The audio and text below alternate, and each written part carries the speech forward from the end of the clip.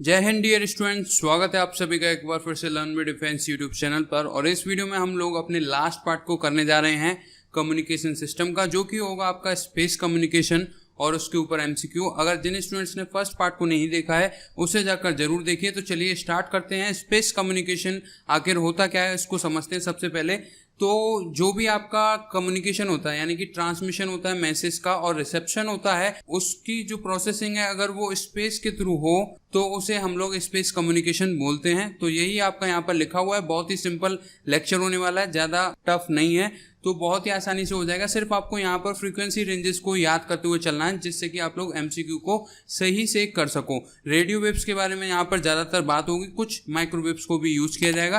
तो आपको frequency range पता होनी चाहिए कि कौन से कम्युनिकेशन के लिए या फिर कौन से प्रोपेगेशन के लिए किस किस रेंज तक की फ्रीक्वेंसी का प्रोपेगेशन किया जाता है। तो चलिए देख लेते हैं। यही यहाँ पर लिखा हुआ है, the term space communication refer to sending, receiving and processing of information through space. तो जो भी संचार होगा अगर वो अंतरिक्ष के थ्रू हो रहा है तो उसे हम लोग स्पेस कम्युनिकेशन बोलेंगे।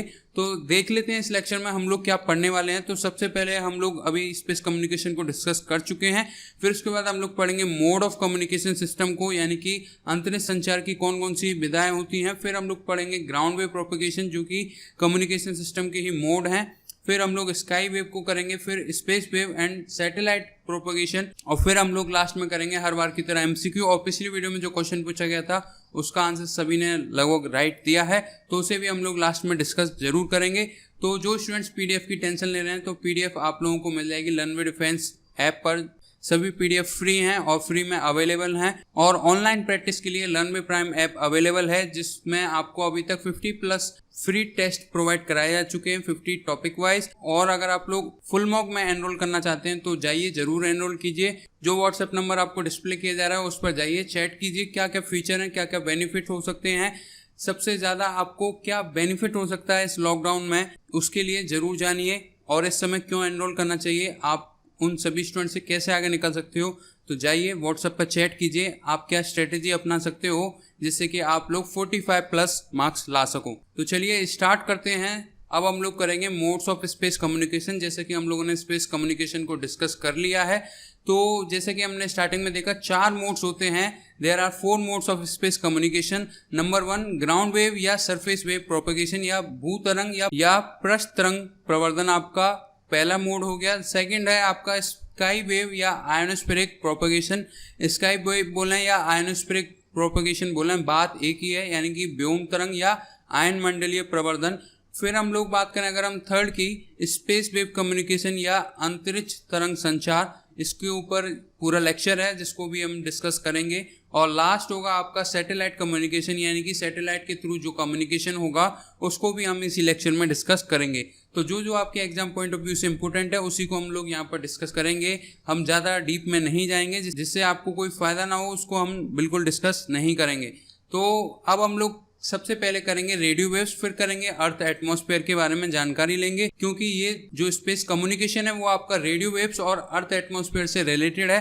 तो सबसे पहले हमें ये पता होना चाहिए रेडियो वेव्स क्या होती है। तो रेडियो वेव्स आप लोगों ने इलेक्ट्रोमैग्नेटिक वेव्स में पढ़ रखा होगा। ये आपकी इलेक्ट्रोमैग्नेटिक वेव्स होती है, यानी कि इसमें electric field as well as magnetic field होता है, जिनमें एंगल 90 डिग्री का रहता है प्रोपेगेशन के साथ। जो रेडियो वेव्स होती है उसी को हम लोग यूज करेंगे इस प्रोपेगेशन में। तो यहाँ पर लिखा हुआ है, these are the electromagnetic wave of frequency ranging 3 kilohertz to 300 gigahertz. तो जितनी अलग अलग रेंजेस होंगी उसी हिसाब से आपके डिफरेंट मोड्स होंगे कम्युनिकेशन के। आई होप आपको ये बात समझ में आ रही होगी, रटने की जरूरत नहीं है, बेसिक तरीके से याद हो जाएगा आपको। सिर्फ और सिर्फ आपको क्या याद रखनी है, फ्रीक्वेंसी रेंजिंग, किस रेंज के लिए कौन सा प्रोपेगेशन यूज किया जा रहा है। तो चलिए फिर सबसे पहले हम लोग डिस्कस कर लेते हैं अर्थ एटमॉस्फेयर, क्योंकि इसी के अंदर आपके कम्युनिकेशन होने वाला है। ग्राउंड को छोड़कर जो भी हैं आपके स्काई वेव या आयोनोस्फेरिक, फिर स्पेस, तो ये सभी एटमॉस्फेयर में आते हैं। तो इनको हम एक बार डिस्कस करना चाहिए, एटमॉस्फेयर की कौन कौन सी लेयर होती हैं। तो सबसे पहले एटमॉस्फेयर क्या होता है। एटमॉस्फेयर आपका जितना भी एयर का एनवलप है या जितनी भी आपके एयर की चादर है उसे हम लोग अर्थ एटमॉस्फेयर बोलते हैं। तो ये लिखा हुआ है, the gaseous envelope surrounding the earth, air नहीं गैस। तो गैसियस एनवलप जो कि अर्थ को सराउंड किए हुए है उसे हम लोग अर्थ एटमॉस्फेयर बोलते हैं।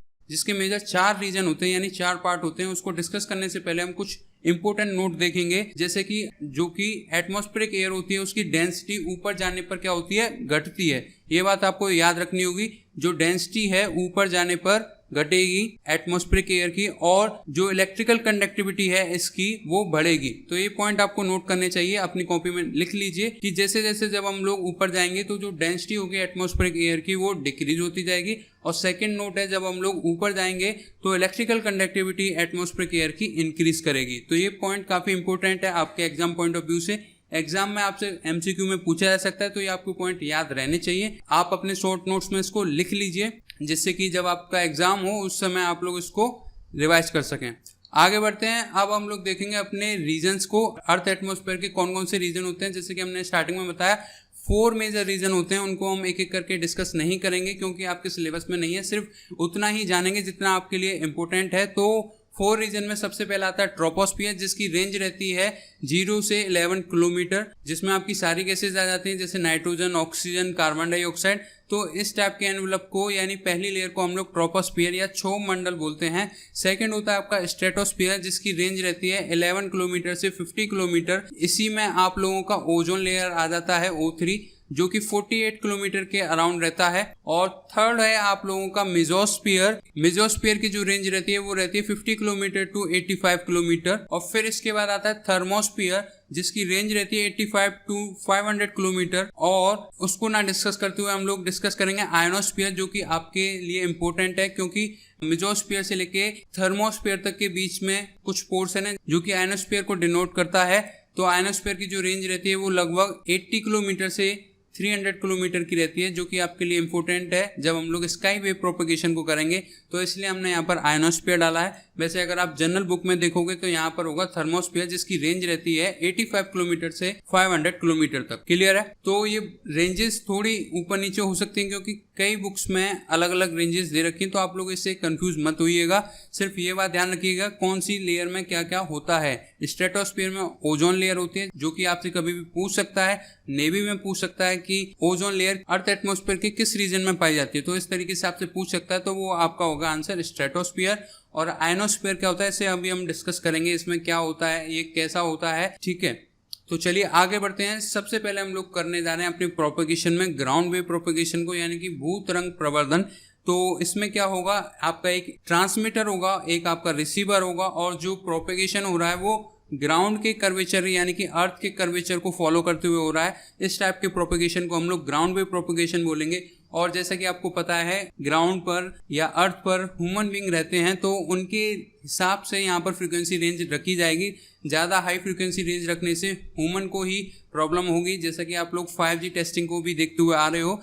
तो ग्राउंड वेव प्रोपेगेशन में हाई फ्रीक्वेंसी ना रखते हुए लो फ्रीक्वेंसी को रखा जाएगा शॉर्ट वेव प्रोपेगेशन के लिए। तो इसकी जो रेंज रहेगी वो आपको ज़्यादा इंपॉर्टेंट रहेगी, वो आपको याद रखनी होगी। तो एक यहाँ पर आपका हो गया रिसीवर, एक हो गया आपका ट्रांसमीटर, और इन दोनों के बीच में जो मैसेज इंफॉर्मेशन का ट्रांसमिशन हो रहा है उस टाइप के प्रोपेगेशन को हम लोग ग्राउंड वेव प्रोपेगेशन बोलेंगे, क्योंकि ये ग्राउंड के ऊपर हो रहा है। और इसकी जो रेंज होती है उसे भी हम लोग डिस्कस करेंगे।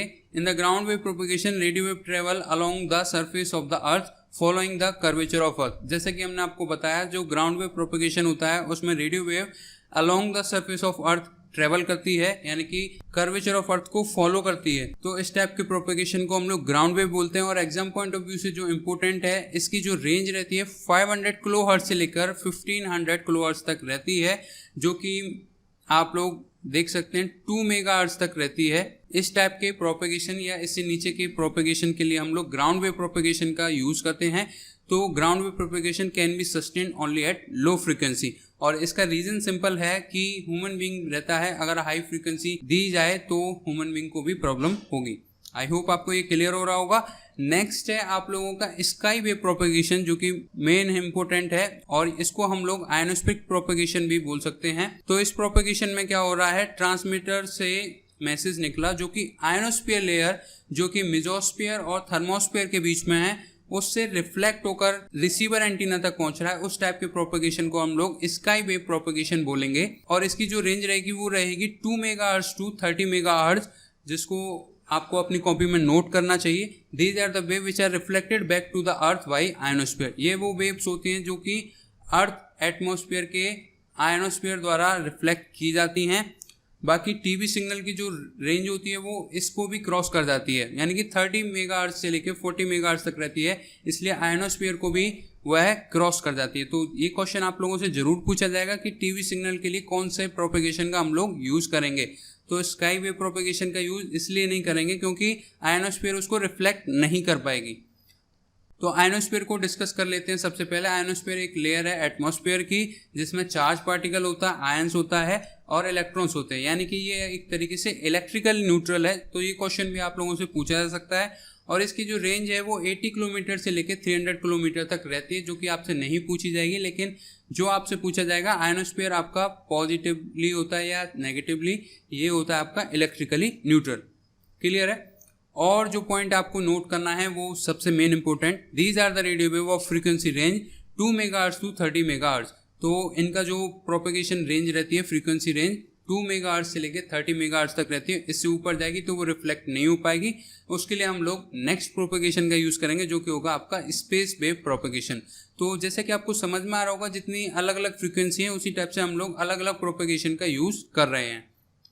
तो एक और पॉइंट है, स्काई वेव प्रोपेगेशन के लिए हम लोग यूज करते हैं लॉन्ग डिस्टेंस के लिए, जहां हमें रेडियो कम्युनिकेशन लॉन्ग डिस्टेंस के लिए यूज करना होता है हाई फ्रीक्वेंसी पर, तो उस समय हम लोग स्काई वेव प्रोपेगेशन का यूज करते हैं। तो ये क्वेश्चन में आप लोगों से पूछा जा सकता है। इस तरीके से आपके नोट्स क्लियर होने चाहिए, तभी आप लोग इनमें मार्क्स पा सकते हो। बहुत ही सिंपल चैप्टर रहता है, ज़्यादा कुछ नहीं है।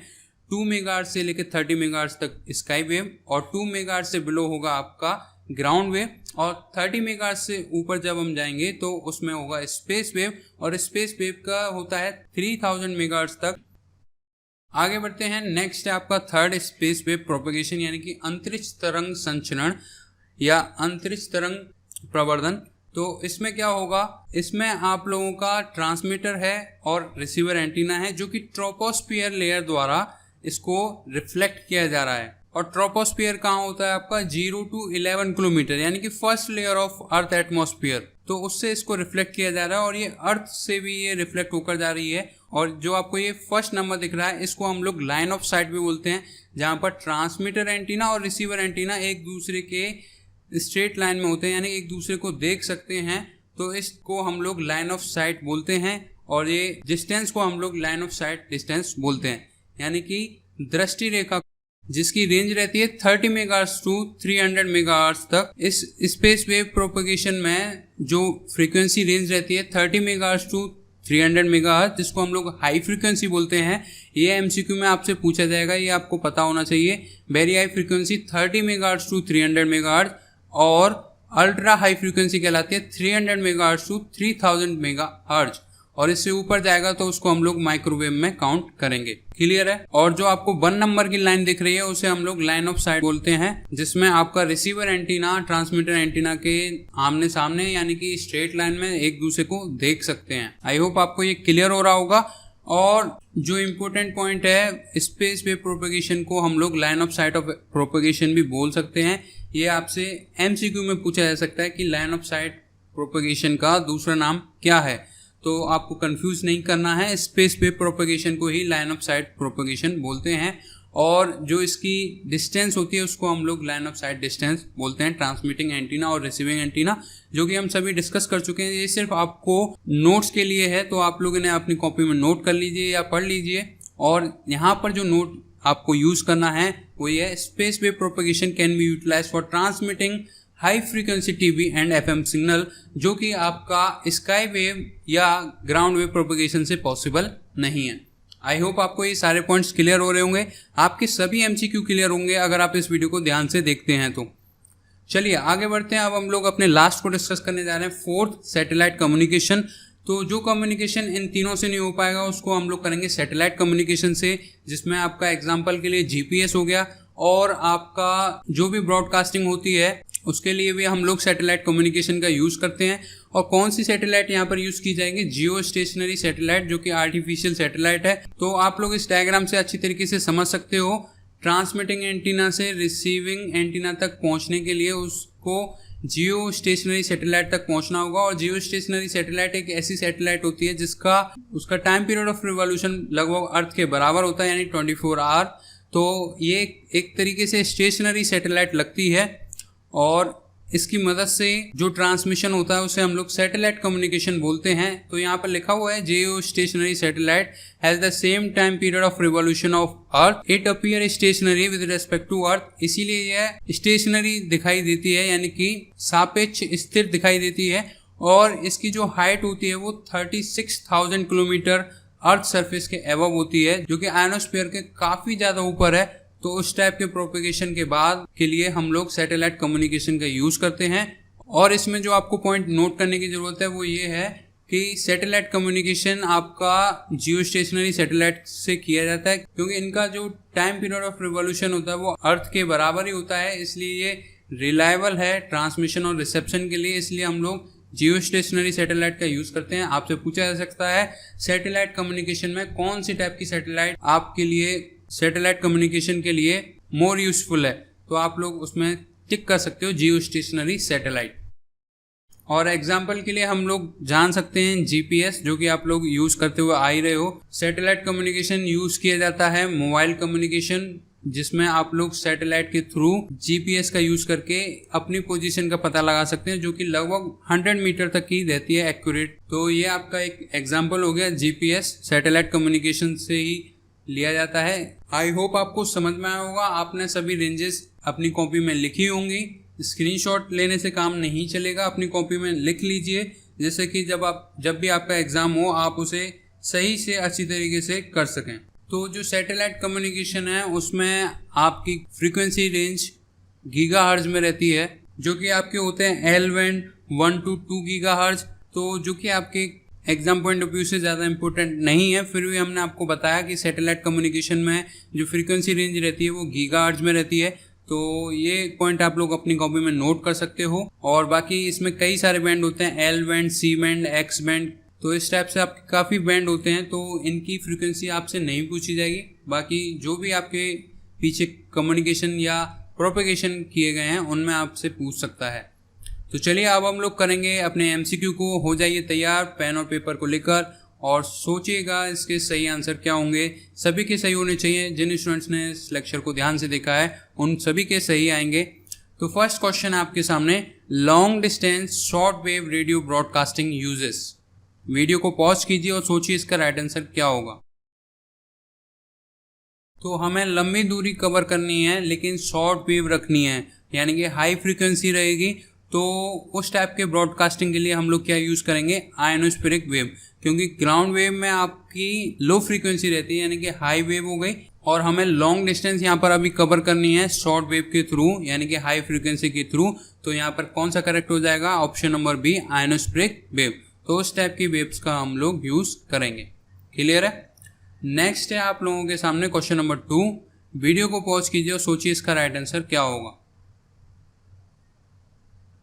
तो जो students option number D all of them को चुन रहे हैं उन सभी का आंसर राइट है, क्योंकि यहाँ पर आपको जनरल टर्म दे दिया गया है रेडियो वेव्स। और जैसे कि हमने स्टार्टिंग में बताया था, रेडियो वेव आप लोगों की अलग अलग फ्रीक्वेंसी पर अलग अलग प्रोपेगेशन द्वारा सेंड की जाती है। तो यहाँ पर तीनों प्रोपेगेशन पॉसिबल हैं, तो इसलिए ऑप्शन नंबर डी यहाँ पर करेक्ट होगा। नेक्स्ट क्वेश्चन आपके सामने क्वेश्चन नंबर 3। तो वीडियो को पॉज कीजिए और सोचिए इसका राइट आंसर क्या होगा, क्योंकि इसको अभी हमने डिस्कस किया था। आई होप आप सभी ने इसका आंसर सोच लिया होगा। जो students option number C ultra high frequency band को चुन रहे हैं उन सभी का आंसर राइट है।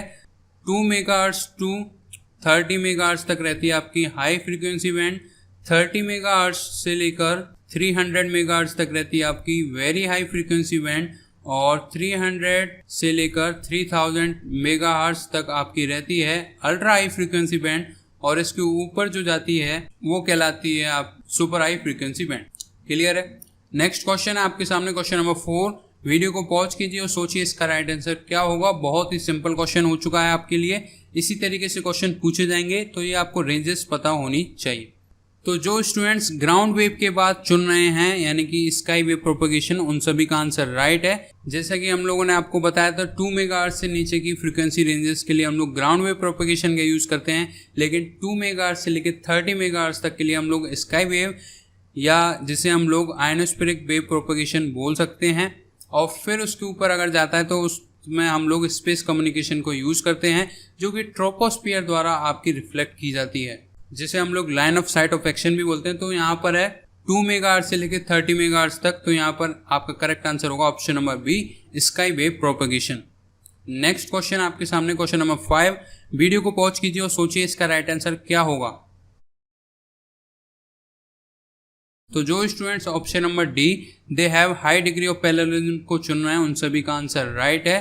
तो जो लेजर बीम्स होती हैं वो परफेक्टली पैरेलल होती हैं, और परफेक्टली पैरेलल होने की वजह से वो नैरो डाउन होती हैं, यानी कि वो फैलती नहीं है डिस्टेंस कवर करने के साथ साथ। तो लॉन्ग डिस्टेंस मेजर करने के लिए हम लोग लेजर बीम्स का अक्सर यूज करते हैं। तो ऑप्शन नंबर डी यहाँ पर करेक्ट होगा। नेक्स्ट क्वेश्चन है आपके सामने, वीडियो को पॉज कीजिए और सोचिए इसका राइट आंसर क्या होगा। तो जैसा कि यहाँ पर ग्राउंड वेव प्रोपगेशन बोला गया है, यानी कि भू तरंग संचरण पूछा गया है। तो जैसा कि आपको पता है ग्राउंड पे ह्यूमन बीइंग रहता है, बर्ड्स रहती हैं, और भी रहते हैं, और भी पशु पक्षी रहते हैं। तो उसके लिए लो रेडियो फ्रीक्वेंसी होना ज़रूरी है, और लो रेडियो फ्रीक्वेंसी रहेगी तो शॉर्ट रेंज भी रहेगी। तो यहाँ पर ऑप्शन नंबर ए करेक्ट होगा। जिन स्टूडेंट्स ने ऑप्शन नंबर ए को चुना है उन सभी का आंसर राइट है। नेक्स्ट क्वेश्चन है आपके सामने, क्वेश्चन नंबर 7। वीडियो को पॉज कीजिए और सोचिए इसका राइट आंसर क्या होगा। ये क्वेश्चन गलत नहीं होना चाहिए, क्योंकि इसका आंसर आपको पहले ही बताया जा चुका है। तो जो students option number D, artificial satellite को चुन रहे हैं, उन सभी का आंसर राइट है। जैसा कि आपको बताया था, टीवी सिग्नल आप लोगों के 30 मेगाहर्ट्ज से लेकर 300 मेगाहर्ट्ज तक रहते हैं, जो कि आपका आयोनोस्फीयर द्वारा रिफ्लेक्ट नहीं किए जा सकते, जैसा कि हमने आपको स्टार्टिंग में बताया था। और स्काई वेव प्रोपगेशन और ग्राउंड वेव प्रोपगेशन द्वारा ये पॉसिबल नहीं है, क्योंकि फिजिबल ही नहीं है। तो इसलिए जो आर्टिफिशियल सैटेलाइट होती हैं वो सक्षम होती हैं TV signal long range transmission के लिए, आर्टिफिशियल सैटेलाइट सक्षम होती हैं, इसलिए आर्टिफिशियल सैटेलाइट यहाँ पर करेक्ट आंसर होगा। नेक्स्ट क्वेश्चन है question number 8। Ionosphere as a whole is. तो इस क्वेश्चन का आंसर भी आपका गलत नहीं होना चाहिए, वीडियो में बताया जा चुका है। तो वीडियो को पॉज कीजिए और बताइए इसका राइट आंसर क्या होगा। तो जो students option number C, electrical neutral चुन रहे हैं, यानी कि विद्युत उदासीन को चुन रहे हैं, उन सभी का आंसर राइट है। जैसे कि आपको बताया था, आयोनोस्फीयर में equal number of positively charge as well as negatively charge होता है, इसलिए ये आपका इलेक्ट्रिकली न्यूट्रल होता है। लास्ट क्वेश्चन, इस क्वेश्चन का जवाब आप लोगों को हर बार की तरह कमेंट बॉक्स में कमेंट करके बताना है। इससे ये पता चलता है किन स्टूडेंट्स को लेक्चर समझ में आया और किन स्टूडेंट्स को नहीं आया। तो यहाँ पर पूछा गया किस मोड का यूज़ किया जाएगा कम्युनिकेशन के लिए, जिसमें कैरियर वेव की फ्रीक्वेंसी अराउंड 100 मेगाहर्ट्ज रहेगी। तो यहाँ पर हम लोग किसका यूज़ करेंगे, satellite, ground wave, line of site या आयोनोस्फेरिक। तो वीडियो को पॉज कीजिएगा और इस क्वेश्चन का आंसर कमेंट बॉक्स में ज़रूर लिखिएगा। और अब आगे से आपके कौन से लेक्चर से स्टार्ट होने चाहिए उसके बारे में भी ज़रूर बताइएगा, रिकमेंड कीजिएगा। उसी तरीके से हम लोग आपके लिए लेक्चर्स लेकर आने वाले हैं। और पिछली वीडियो में जो क्वेश्चन पूछा गया था उस क्वेश्चन का राइट आंसर होगा टोटल इंटरनल रिफ्लेक्शन, TIR, यानी कुल आंतरिक परावर्तन। वह फिनोमेना जो कि ऑप्टिकल फाइबर में लाइट ट्रेवल करने के लिए यूज किया जाता है वो होता है आपका total internal reflection. I hope आप सभी को ये लेक्चर समझ में आया होगा और ये आप लोगों की 20th यूनिट यानी कि कम्युनिकेशन सिस्टम कंप्लीट हो जाती है। अब आप लोगों से कोई भी क्वेश्चन नहीं रहना चाहिए, तो अपनी तैयारी में लग जाइए, नोट्स बनाइए परफेक्ट। और PDF के लिए आप लोग इंस्टॉल कर सकते हो लर्न विद डिफेंस ऐप को। अगर अभी तक आप लोगों ने लर्न विद चैनल को सब्सक्राइब नहीं किया तो सब्सक्राइब जरूर कीजिए और बेल आइकन को जरूर प्रेस कीजिए, जिससे कि आप लोगों को आने वाली अगली नई वीडियोस की नोटिफिकेशन तुरंत मिल सकें। टेलीग्राम पर ज्वाइन कीजिए, जिससे कि आप लोग क्वेश्चंस को डिस्कस कर सको, अपनी क्वेरीज को पूछ सको।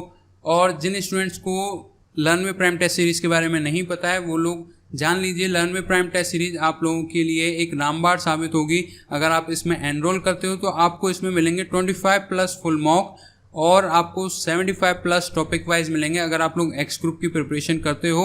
और अगर आप लोग वाई ग्रुप की प्रिपरेशन करते हो तो आपको 55+ टॉपिक वाइज मिलेंगे। बोथ ग्रुप रिकमेंडेड नहीं है, लेकिन अगर आप लेना चाहते हो तो वहाँ पर आप लोगों को 100+ टॉपिक वाइज मिलेंगे, 25+ फुल मॉक मिलेंगे ही मिलेंगे।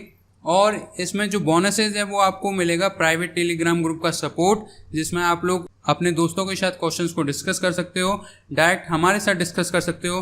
प्लस आपको पर्सनल क्वेरी सपोर्ट मिलेगा, यानी जो भी प्रॉब्लम आपको आती है उसको आप लोग डिस्कस कर सकते हो।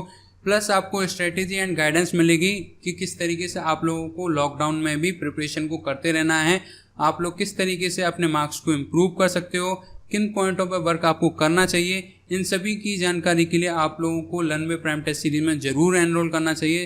और जिन स्टूडेंट्स ने एनरोल किया उनके काफ़ी अमेजिंग रिजल्ट्स आ रहे हैं और पिछले बैच में भी आए थे। तो जिन स्टूडेंट्स ने अभी तक एनरोल नहीं किया है वो जाइए एनरोल कीजिए। तो मिलेंगे हम लोग इसी तरीके से एक नेक्स्ट लेक्चर में जो कि आप लोगों का होने वाला है, जो कि आप कमेंट करके बताओगे। सबसे ज़्यादा वोट जिस पर आएंगे उसी को हम लोग स्टार्ट करेंगे। तो मिलेंगे हम लोग नेक्स्ट लेक्चर में। Thank you.